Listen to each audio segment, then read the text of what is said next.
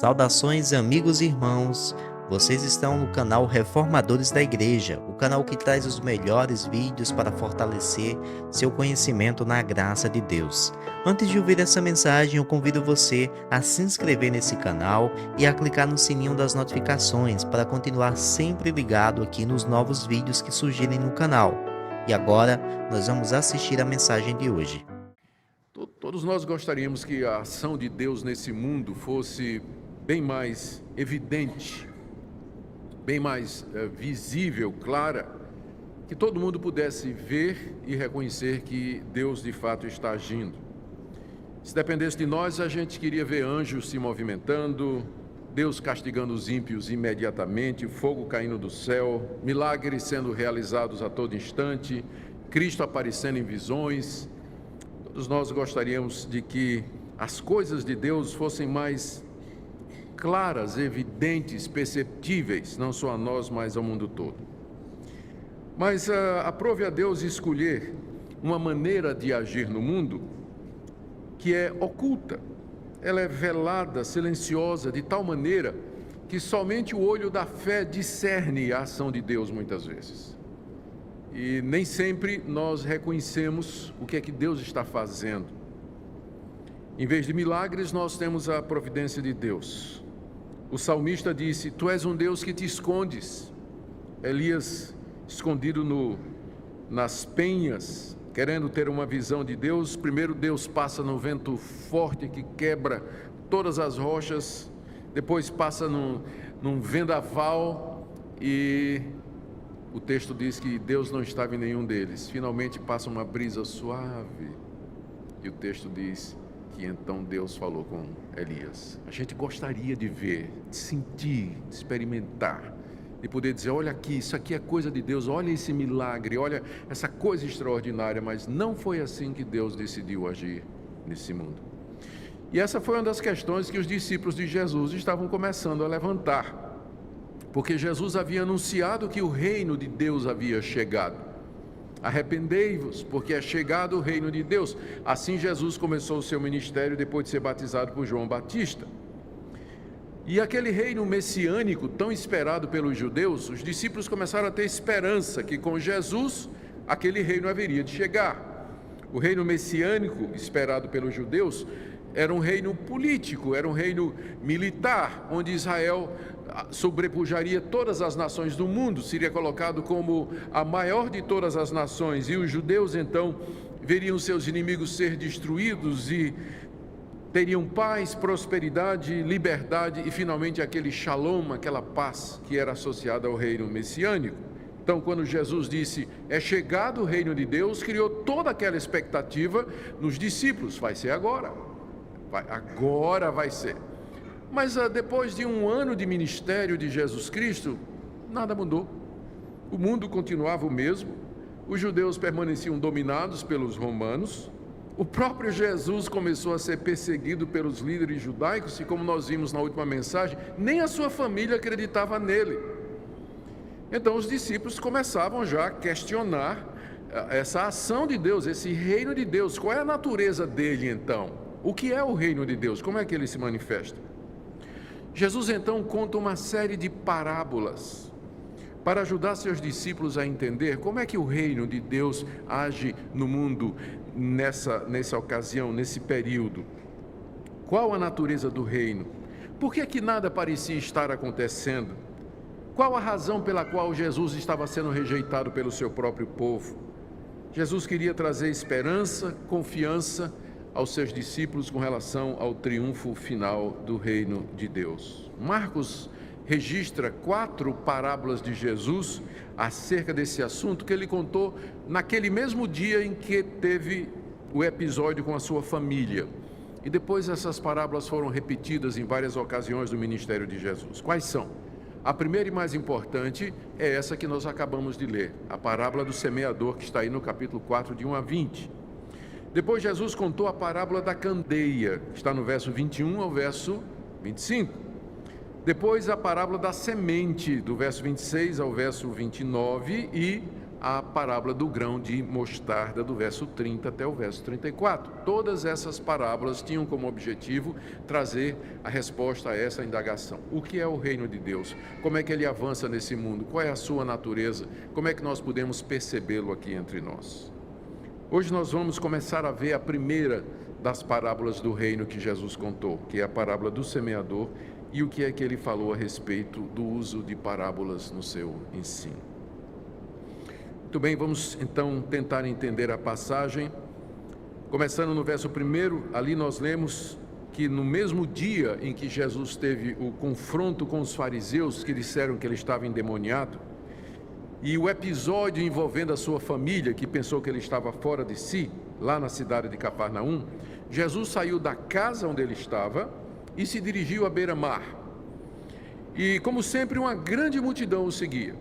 E não só da cidade de Cafarnaum, mas de outras cidades, de outras províncias, muita gente, tendo ouvido dos milagres de Jesus e das coisas que ele fazia, vieram ter com ele. A ponto de que Jesus resolveu usar um barco como palanque, nos diz aí o verso 1. Ele entrou nesse barco, provavelmente o barco era de um dos seus discípulos, 4 deles eram pescadores, e afasta-se um pouco da beira-mar, e a multidão então fica sentada à beira-mar, enquanto que Jesus, lá do barco, nos diz aí o verso 2, começa a doutrinar a multidão a respeito do reino de Deus. Lhes ensinava muitas coisas por parábolas no decorrer do seu doutrinamento. Ou seja, Jesus não somente fazia sinais e prodígios, expulsava demônios, curava as pessoas, mas ele doutrinava aquelas multidões a respeito do reino de Deus, e ele utilizava, nos diz aí Marcos, parábolas para doutrinar aquela multidão. Uma parábola é uma história real ou inventada que tem como objetivo ilustrar uma ideia, um ponto espiritual. São comparações, metáforas, símiles. Muitas aparecem no Antigo Testamento, mas no Novo Testamento o grande contador de parábolas é Jesus. As parábolas de Jesus geralmente elas têm um ponto, querem ilustrar um princípio, uma ideia no mundo espiritual, e os detalhes são supridos por uma questão de vividez. Os evangelhos registram mais de 40 parábolas de Jesus contadas nos evangelhos, que geralmente eram histórias que Jesus tirava do cotidiano, do dia a dia, da vida das pessoas, da sociedade agrícola e rural da Palestina, do comércio. Enfim, Jesus era um mestre nessa área de contar histórias, trazer ilustrações, fazer comparações para que as pessoas pudessem entender ou não aquilo que ele estava ensinando. E aqui que nós temos do verso 3 até o verso 9, a primeira dessas parábolas e uma das mais conhecidas. Vou ler outra vez. Disse Jesus, a multidão à beira-mar, Jesus no barco, Jesus disse, ouvi. E essa palavra então chama a atenção para o que ele vai dizer e já pressupõe que aquilo que ele vai dizer necessita de atenção para ser compreendido. Essa era a natureza da parábola, ela não era muito clara a princípio, por isso era necessário atenção para poder entender o que é que ele ia falar. Eis que saiu o semeador a semear. Ao semear, uma parte caiu à beira do caminho, vieram as aves do céu e comeram, outra caiu em solo rochoso, a terra era pouca, logo nasceu, visto não ser profunda a terra, porém o sol saiu, queimou, e porque não tinha raiz, a planta secou-se. Outra parte caiu entre os espinhos cresceram e a sufocaram e também não deu fruto. Outra, enfim, caiu em boa terra e deu fruto que vingou e cresceu, produzindo a 30, 60 e a 100 por 1. E acrescentou, quem tem ouvidos para ouvir, ouça. A história que Jesus contou, parábola do semeador, ela tem 3 partes. A primeira, ele narra essa história desse homem que sai para semear a semente no campo. Geralmente, para fazer isso, usava-se um bornal, uma mochila, uma sacola a tiracolo, e então o semeador saía pelo campo, metia a mão dentro da sacola com o grão e lançava no campo. Eu não consegui saber com certeza, porque os comentaristas divergem, um detalhe que poderia explicar alguma coisa. Quando é que o campo era arado?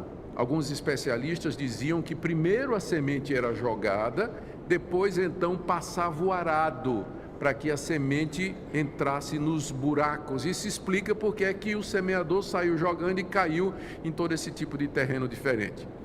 Por outro lado, parece não fazer sentido, é trabalho perdido. Você arar o campo só depois da semente ser lançada, não é muito mais prático arar antes e preparar o campo para a semente?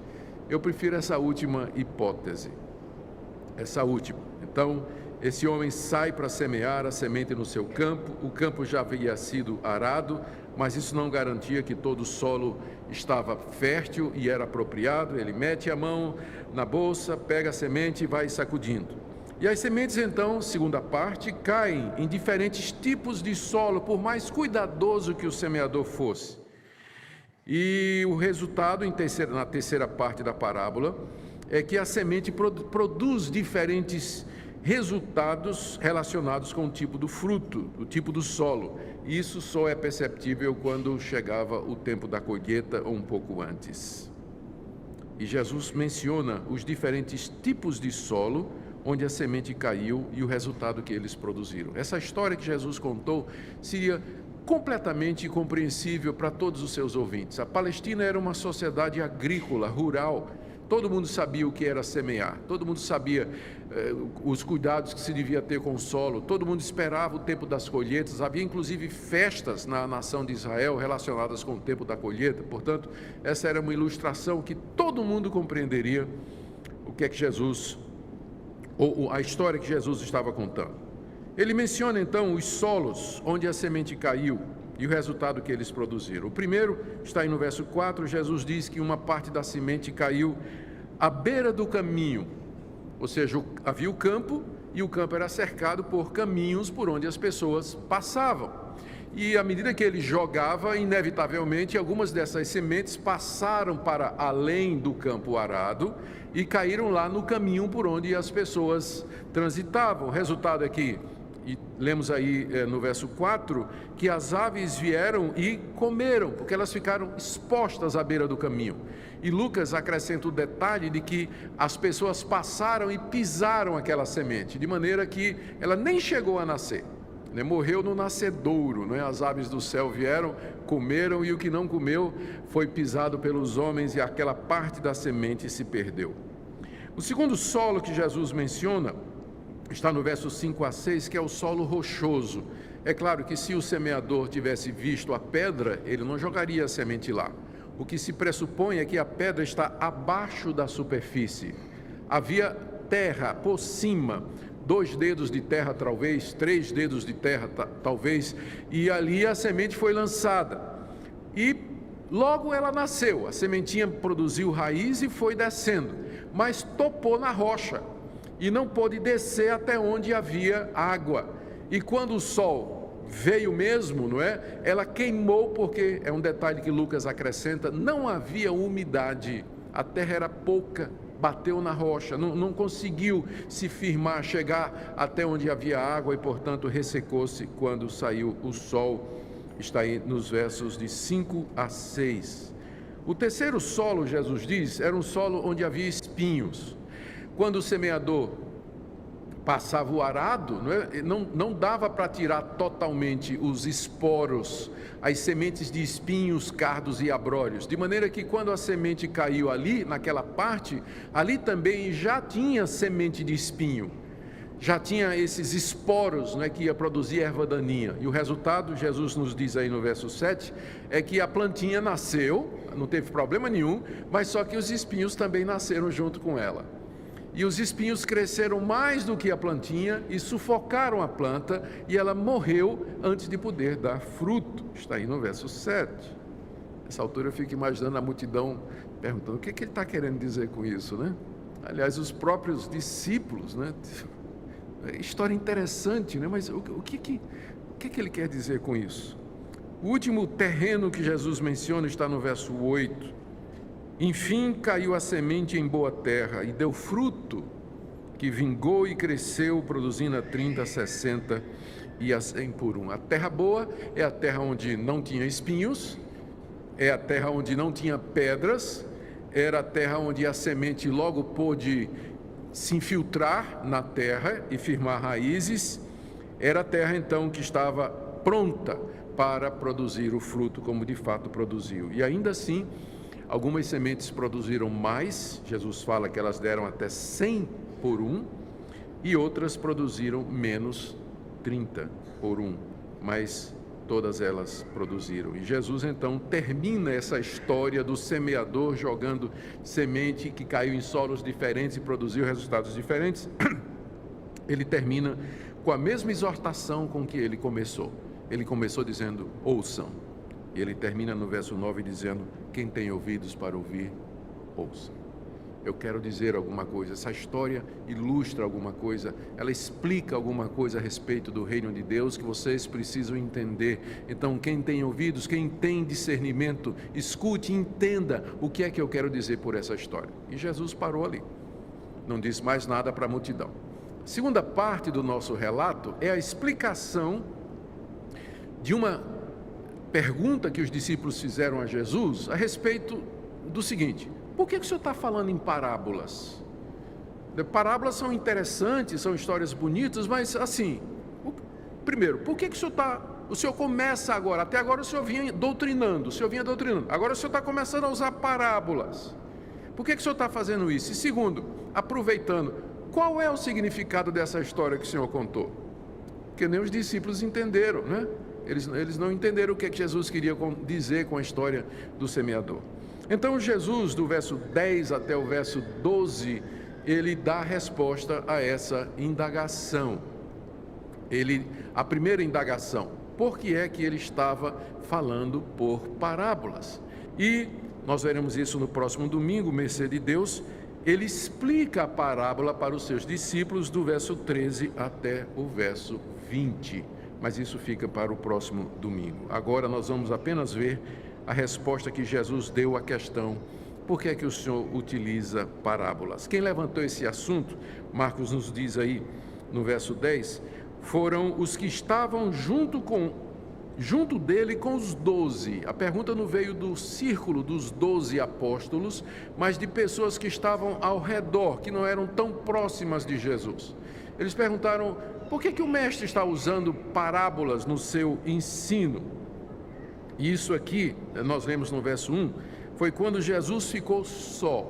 Ou seja, no final do dia, depois dele ter ensinado tudo aquilo, foi um dia pesado, né? Confronto com os fariseus, confronto com a família dele, ensino à beira-mar, e no final de tudo, o expediente não acabou, porque os discípulos disseram, nós temos ainda uma pergunta ou duas a respeito do que o Senhor estava falando. E Jesus, então, pacientemente responde à indagação. Final do verso 10, o interrogaram a respeito das parábolas.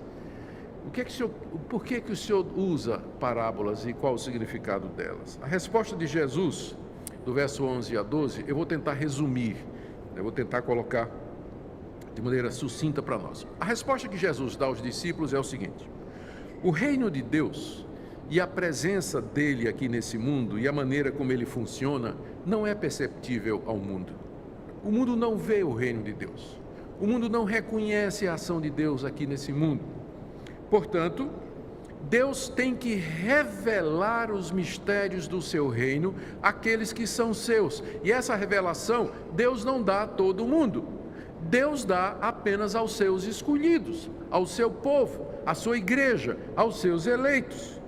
E essa revelação não é através de um sonho ou de uma visão, mas das explicações do próprio Jesus, como ele vai fazer em seguida. As parábolas, portanto, elas têm dois objetivos. O primeiro é esclarecer os mistérios do reino de Deus para aqueles que são de dentro, aqueles que são do povo de Deus, aqueles que são verdadeiramente discípulos de Jesus. As parábolas explicam o reino para eles, mas ao mesmo tempo a parábola oculta o significado do reino de Deus àqueles que estão de fora. Quem usa essa expressão de fora é Jesus no verso 11. Deixe-me ler para vocês. Jesus disse: a vós outros é dado conhecer o mistério do reino de Deus. A vocês, meus discípulos que estão aqui, a vocês é dado esse privilégio de conhecer os mistérios do reino de Deus, mas aos de fora, esses que não são meus discípulos, que não me seguem, essa multidão que só está atrás de mim por causa do pão, esses fariseus e escribas que dizem que eu sou endemoniado, esses que não creem em mim, aos de fora, tudo se ensina por meio de parábolas. O ensino então agora não é mais claro para esse povo. E por quê? Jesus diz no verso 12 o que parece ser alguma coisa bastante dura: para que vendo, vejam e não percebam, e ouvindo, ouçam e não entendam, e para que não venham a converter-se e haja perdão para eles. Eu estou contando essas coisas em parábolas exatamente para que esse povo não entenda, porque se eles entendessem, eles se arrependeriam e haveriam perdão, mas já passou esse ponto. Deus já entregou essa geração à sua própria condenação. As parábolas são como uma condenação, um juízo de Deus sobre a nação de Israel. A parábola ensina e ilustra para os que são de dentro, mas aos de fora, ela esconde o verdadeiro significado do reino de Deus, com o objetivo de evitar, não parece estranho isso, pesado? Com o sentido de evitar que eles compreendam, porque se eles compreendessem, eles se converteriam e Deus os perdoaria, mas já passou esse ponto. Deus já entregou essa geração ao seu próprio pecado. E Jesus aqui está citando, eu queria que você abrisse comigo, Isaías capítulo 6. Todo mundo conhece esse episódio na vida do profeta Isaías, quando no ano em que morreu o rei Uzias, ele entrou no templo e teve uma visão gloriosa de Deus, sentado no trono do universo, cercado e adorado pelos anjos, particularmente os serafins. E Isaías então grita: eu vou morrer porque vi a santidade de Deus. E Deus então se aproxima através de um anjo, purifica o pecado de Isaías e lhe dá uma ordem no verso 8, Isaías 6:8. Depois disso ouvi a voz do Senhor que dizia: a quem enviarei? De quem há de ir por nós? Disse eu, Isaías: eis-me aqui, Senhor, envia-me a mim. Então disse ele, Deus disse a Isaías: vai e dize a este povo: ouvi, ouvi e não entendeis, vede, vede, mas não percebais. Torna insensível, Isaías, o coração desse povo através da pregação, endurece-lhe os ouvidos e fecha-lhe os olhos, para que não venha esse povo a ver com os olhos, a ouvir com os ouvidos, a entender com o coração, e se converta e seja salvo. O que estava acontecendo na época de Isaías? Na época do profeta Isaías, a nação de Israel já havia virado completamente as costas para Deus, havia rejeitado a Deus, estava adorando outros deuses, havia quebrado e rejeitado toda a lei de Moisés, havia endurecido o coração, matado os profetas, perseguido os enviados de Deus.